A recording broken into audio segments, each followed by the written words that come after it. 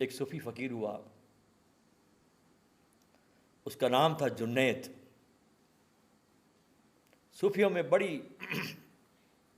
गजब की परंपरा है, बड़ी खोजी है सूफी।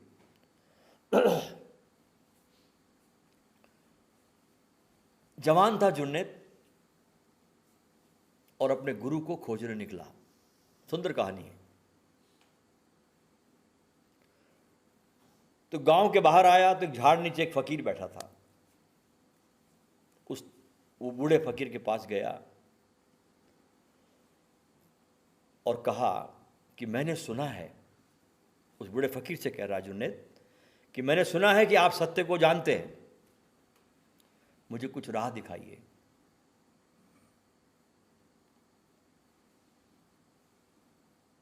बूढ़े फकीर ने एक बार उसकी आंखों में झांका और कहा, तुमने सुना है कि मैं जानता हूं, तुम नहीं जानते कि मैं जानता हूं।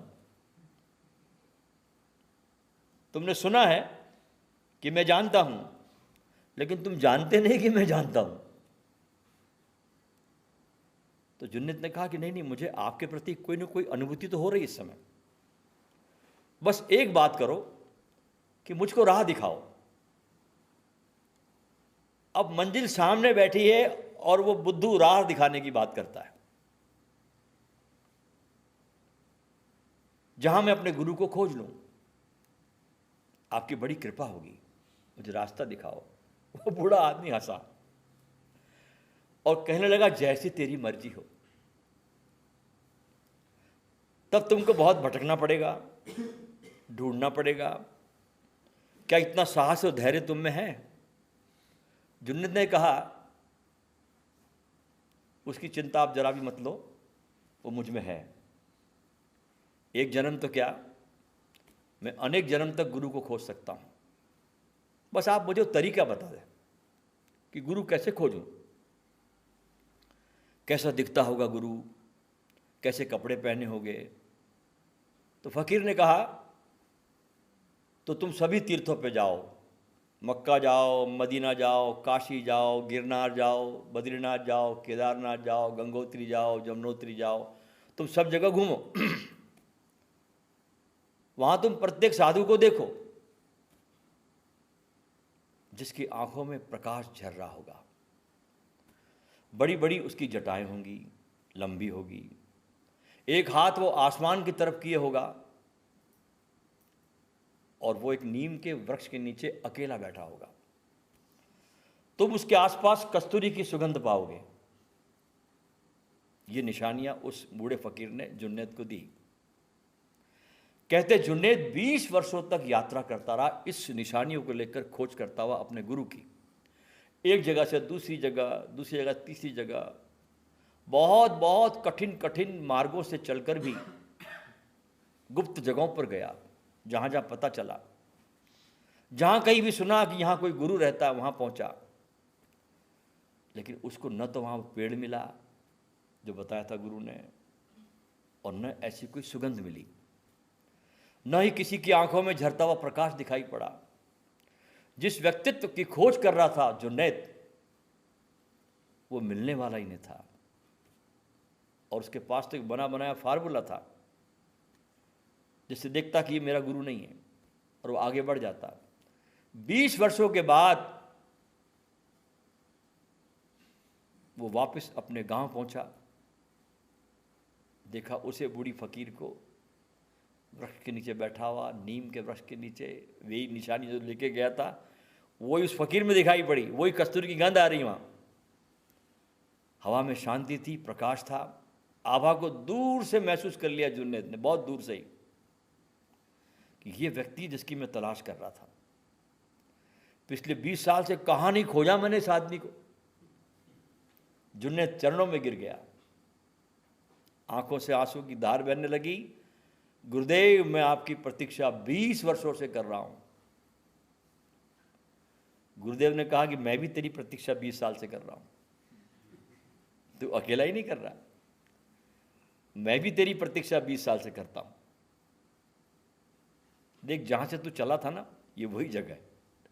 देख मेरी ओर, जब तू मेरे पास पहली बार पूछने आया था गुरु के विषय में, और तू तो भटकता रहा, और मैं यहाँ तेरा इंतजार कर रहा हूँ कि तू कब आएगा। मैं तेरे लिए मर भी नहीं सकता कि तुझे आना है मेरे पास, कि तू जब थक कर आएगा यहाँ पर, और ये स्थान अगर मेरा खाली मिल गया इतनी भटकन के बाद, तो तेरा क्या होगा। देखिए कितनी करुणा होती गुरु में। जुन्नैद रोने लगा तो बोला, आपने ऐसा क्यों किया मेरे साथ, ऐसा मजाक मेरे साथ क्यों किया। आप उसी दिन मुझसे कह सकते थे कि मैं तेरा गुरु, 20 वर्ष मेरे बेकार हो गए, आपने मुझे रोका क्यों नहीं। उस बूढ़े आदमी ने जवाब दिया, उस समय उस वाक्य से तुझे कोई मदद नहीं मिलती, उसका कुछ उपयोग न हुआ होता। जब तक तुम्हारे पास आंखें नहीं है देखने के लिए, कुछ किया नहीं जा सकता। इन 20 वर्षों की खोज में भटकन ने तेरी मदद की है मुझे देखने में। मैं वही व्यक्ति हूं और अब तुम मुझको पहचान सकता है, मेरे पास अनुभूति पा सकता है। तुम्हारी आंखें इस 20 साल की खोज में निर्मल हो गई और तू मुझे देख पा रहा है। उस समय में मैं तुझे कह देता कि जिसकी खोज में तू जा रहा है वो मैं ही हूं, तो तू मेरे पे हंसता कि तू मेरे गांव के बाहर बैठा हुआ झाड़ नीचे ये बूढ़ा फकीर मेरा गुरु कैसे हो सकता है। 20 वर्षों ने तेरी आंखों से सारी धूल छांट दी, तेरा हृदय स्पंदित हो गया है, तू वहां पहुंच गया जहां तू मुझे महसूस कर सकता है। एक आसन निर्मित हो गया है तेरे दिल के अंदर जहां पर मैं बैठ सकता हूं। इसलिए जहां भी श्रद्धा तुम्हारी घट जाती है, जहां भी तुम्हारी भीतर की वीणा झंकृत होती है, समझना कि वो तुम्हारा गुरु है। तो प्रेम का पहला पाठ हमको अपने गुरु के पास पढ़ना चाहिए। इसके पहले कि हम परमात्मा की तरफ प्रेम करें, उसका पहला पाठ हमें गुरु के चरणों में बैठकर प्रेम का पाठ पढ़ना चाहिए। हम स्वयं देखते हैं कितनी बार कि स्वयं भगवान ने जब अवतार लिया धरती पर, राम, इनके भी गुरु वशिष्ठ थे। माँ बाप ने बहुत छुटपन में गुरु का हाथ पकड़ा दिया राम को। ये राम ऐसे नहीं बन जाता, और रावण बनाना तो कोई जरूरत नहीं आपकी कुछ करने की, बच्चे पे ध्यान मत दो, और रावण अपने आप बन जाता है। राम को बनाने के लिए बड़ा अथक प्रयास है, रावण बनाने के लिए कोई प्रयास की जरूरत नहीं। ऊंचा उठने में सदा प्रयास है, नीचे घाटियों में गंदगी में गिरने में कोई प्रयास की जरूरत नहीं पड़ती। कृष्ण के गुरु भी थे, सांदीपनी थे, सेकंड गुरु गर्ग ऋषि हुए। और गुरु का संस्कृत शब्द होता है अंधेरे में प्रकाश। जनक के जीवन में भी तब प्रकाश आया जब उनके जीवन में अष्टावक्र का आगमन हुआ। बड़ा प्यासा था अष्टावक्र, बड़े प्यासे थे जनक, खोज थी। अक्सर महल में सारे साधुओं को बुलाकर सत्संग करते थे, चर्चाएं चलती थी, ज्ञान की चर्चाएं चलती थी। लेकिन जब तक आत्मा परमात्मा के रस में डूब न जाए तब तक तृप्ति नहीं आती। एक दिन ऐसी सभा बैठी थी, सारे ज्ञानियों की, दूर दूर से सारे साधु महात्मा पंडित बैठे थे जनक के दरबार में, और अष्टावक्र के पिता भी गए थे इस सभा में। बहुत देर हो गई, भोजन का समय हो रहा था, तो माँ ने बेटे को कहा अष्टावक्र को, जाओ बेटा देख के आओ महल के दरबार में पिता अभी तक लौटे नहीं। अब ये बालक छोटा सा 13-14 वर्ष का बच्चा 8 जगह से टेढ़ा, हाथ पैर सब कुछ टेढ़े, इसका नाम पड़ा अष्टावक्र। ये पहुंचा अपनी अनोखी चाल से, जब ये महल में पहुंचा जहां सारे ज्ञानी इकट्ठे थे, तो इसके अजीब रूप को, इसके अजीब चाल को देखकर सारे के सारे पंडित, सारे ज्ञानी बहुत जोर से हंसने लगे। अष्टावक्र 1 मिनट के लिए स्तब्ध रह गए, उन सारे ज्ञान की सभाओं को देखकर, सारे ज्ञानियों की तरफ देखकर। और जनक से कहते हैं कि जनक, मैं तो सोचता था कि तू ज्ञान का बहुत पारखी है और तूने तो यहां चमारों की भीड़ इकट्ठी कर रखी। सब तेरे आसपास चमार इकट्ठे हैं जो सिर्फ मेरी चमड़ी को देख रहे हैं। ये बात ऐसी चोट कर गई जनक को, ऐसी चोट कर गई, क्योंकि गुरु चोट भी करता है, उचित समय पाकर चोट करता है, ऐसे चोट नहीं करता, लेकिन जब समय आता तुम्हारा तो चोट भी करता है। वो उसकी करुणा है। ऐसी चोट काम करी अष्टावक्र की जनक पर, उसी समय सिंहासन से कूद पड़ा और चरण पकड़ लिए। और उसके बाद जो संवाद होता है जनक और अष्टावक्र का, ऐसा संवाद तो शायद धरती पर दूसरा मैंने कहीं देखा नहीं। इतना संवाद है गजब का। प्योर किताब है, समझना ज्ञान की। वो जरा भी लाग लपेट नहीं है। कृष्ण की गीता से भी बहुत ऊंची जाती है अष्टावक्र की गीता। इतना ऊंचा साहित्य है। तो जब जब भी तुम्हारे जीवन में, किसी के भी जीवन में गुरु आता है, तो जीवन का चरित्र तुम्हारा सफल होता है। अब सवाल ये उठता है हमारे अंदर, इतनी सारी गुरु की चर्चा हुई, गुरु से मोहब्बत कैसे बढ़े, गुरु से प्रीत कैसे बढ़े, क्या करें हम कि जिससे हमारे भीतर गुरु की प्रीत जग जाए, प्रीत बढ़ने लगे।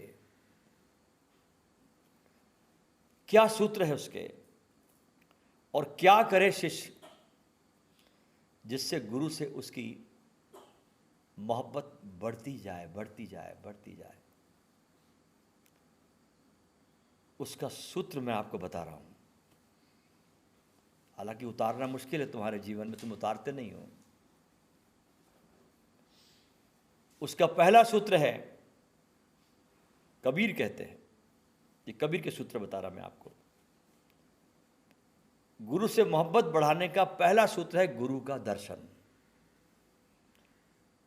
इसको देखोगे नहीं तो उससे प्रीत कैसे बढ़ेगी। गुरु का दर्शन इस मोहब्बत की, इस प्रीत की शुरुआत है। और दर्शन सिर्फ आंखों के द्वारा ही मात्र दर्शन नहीं। कई बार ऐसा भी होता है कि हम सदगुरु के सामने बैठे होते हैं, हमारी आंखें भी खुली होती हैं, लेकिन मन पर संसार का बहुत बड़ा बोझ होता है। मन पर बड़ा बोझ होता है संसार का। बैठे हैं यहां पर, आंखें भी खुली है, लेकिन मन पर संसार का भारी बोझ है, तो दर्शन का पता नहीं चलता। उस समय गुरु का दर्शन नहीं होता, उसका स्वाद नहीं आता। इसलिए दर्शन गुरु का अगर लाभ लेना हो तो अपने मन और चित्त को भाव से भरकर उस गुरु का दर्शन करें। जिनकी भी गुरु से मोहब्बत जुड़ती है, उनकी शुरुआत गुरु के दर्शन से होती है। और बड़े भाग्यशाली है वे लोग जिनके जीवन में, जिनके हृदय में गुरु दर्शन की प्यास उमड़ती है, क्योंकि ये परमात्मा की तरफ जाने की पहली सीढ़ी है। कौन सी सीढ़ी है? गुरु दर्शन की प्यास का पैदा होना। प्रथम सीढ़ी है ये। जब तुमको बाहर के गुरु दर्शन की ही प्यास नहीं है, तो परमात्मा के अलग और निराकार के रूप की दर्शन की प्यास तुम्हारे अंदर कैसे पैदा होगी? वो तो धोखा दे रहे हो तुम अपने आप को। जब तुम्हारे अंदर बाहर के शरीर में जो गुरु बैठा है उसकी तुमको प्यास नहीं है, तो निराकार के दर्शन की कैसे प्यास पैदा होगी तुम्हारे भीतर? उसकी तो प्यास जगेगी नहीं। और परमात्मा देह धारण करके गुरु रूप में तुम्हारे सामने आया। कबीर ने कहा, गुरु दर्शन रोज करो। इसलिए कबीर काशी में रहे रामानंद के दर्शन करने के लिए। बड़े मजे की बात है, देखो कबीर को बड़ी मुश्किल से रामानंद ने स्वीकार किया, बहुत मुश्किल से, बड़ी कठिन स्थिति थी कबीर को स्वीकार करने में। तो उस समय सामाजिक जो व्यवस्था थी बहुत अलग ढंग की थी, छुआछूत, जाति पात सब शिखर पर था। लेकिन कबीर ने इतना अथाह प्रेम किया अपने गुरु को कि रामानंद को स्वीकार करना पड़ा। गुरु को शिष्य के सामने झुकना पड़ा। ऐसी प्रीत करी कबीर ने अपने गुरु से, रामानंद से, कि गुरु को झुकना पड़ा उसके प्रेम के शिखरों के सामने। कबीर कहते हैं गुरु के दर्शन रोज करो, नहीं संभव है तो महीने में एक बार करो, नहीं संभव है 3 महीने में एक बार करो, और संभव नहीं है 6 महीने में एक बार करो,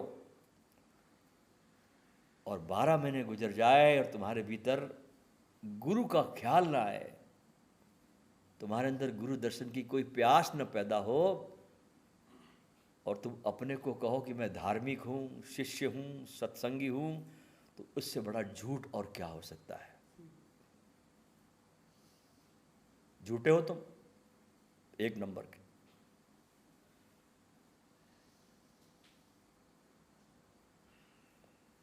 ऐसे लोगों के बारे में कबीर ने गाया कि उनके सिर पर काल सवार है, इसलिए गुरु की तरफ ध्यान नहीं जाता।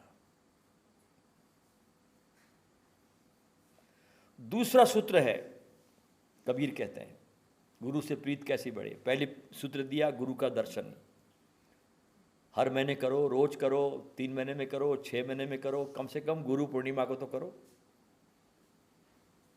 वो भी नहीं करते लोग। सूत्र दूसरा देते हैं कबीर, गुरु के दर्शन के बाद उनको वहीं पर छोड़ के मत चले जाना कि आए शिविर में आए, आप 3 दिन उछल कूद कर लिए, दीक्षा भी ले ली, अब गुरु को वहीं पटक दिया, घर चले गए। उनको वहीं छोड़कर मत जाना, अपने साथ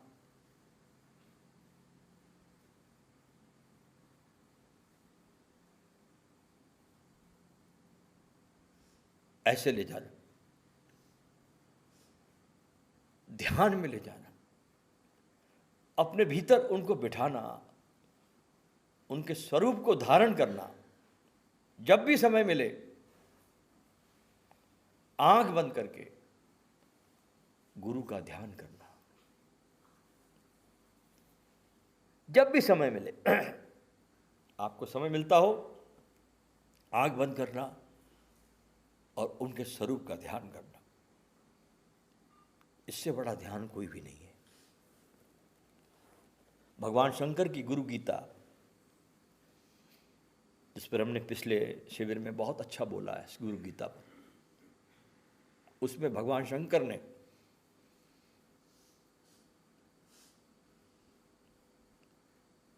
माता पार्वती को ये ध्यान की विधि बताई जिसकी मैं चर्चा कर रहा हूं। अपने गुरु का ध्यान करना, गुरु को यहीं छोड़ के मत जाना। और तीसरा सूत्र कबीर कहते हैं कि गुरु की सेवा करना, हर आयाम में सेवा करना, चाहे तुम पास हो तो सेवा करना, दूर हो तो सेवा करना।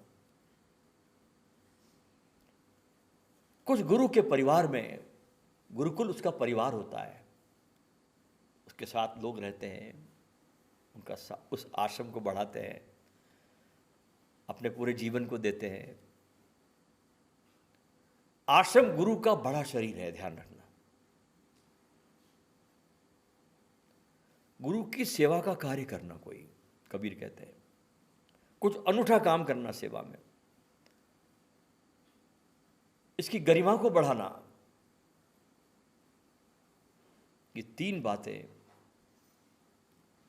और सेवा कार्य के कई आयाम हो सकते हैं।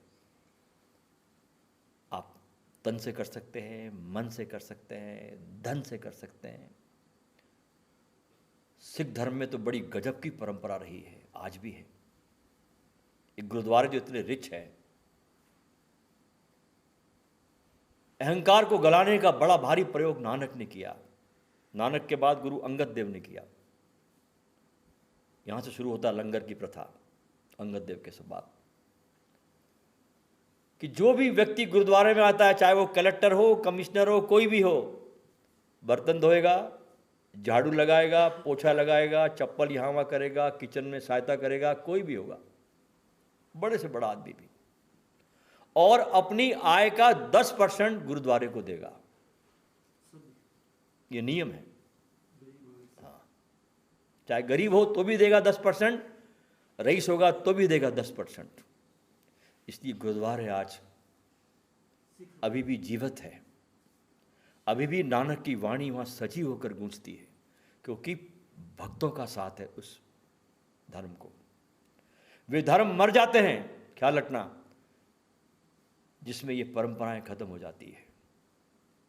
इसलिए गुरु के कार्य में नहीं है धन आपके पास, कोई बात नहीं, तन से सेवा करो। बहुत आयाम है सेवा करने के, और सेवा ऐसी करनी चाहिए आश्रम पर आके कि आपको कोई गाइडलाइन की जरूरत ना पड़े कि ये कर वो कर।